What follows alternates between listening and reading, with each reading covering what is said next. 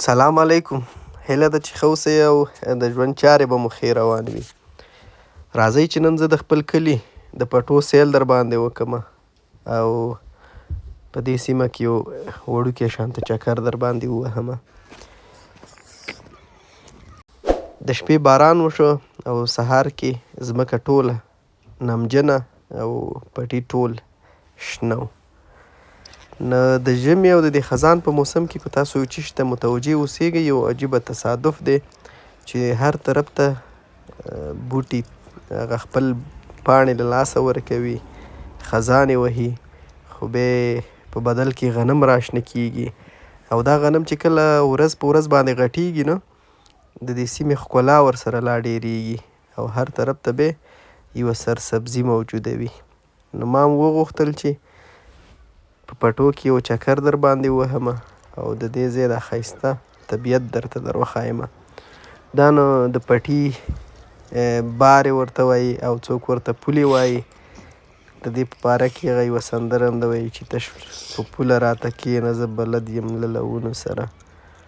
دا هم هغه بارې دي او هغه پولې دي. دا یو بل ځای کې هم بیا راغلي دي چې غیرت یې ورک شه د پټي په پوله مه بیلیږئ، د سکه ورونو جدایي د سړي ملا ماتوي.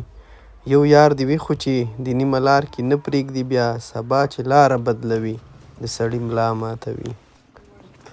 زموږ دې سیمه کې بیا ډېر کڅونه دي، یو څو نومونه یې ماته زده دي، خو کڅ هغې ته ویل کېږي چې کله د پټو یو مجموعې راجمع شي هغې ته بیا کڅ وایي او خپله دا بر کڅ ورته وایي او یو د ماڼوګي کڅ په نامه باندې یادېږي، یو د سربستې کڅ په نامه باندې یادېږي چې دی د دې منطقې غټ غټ کڅونه دي او ډېر پټي پکې وي.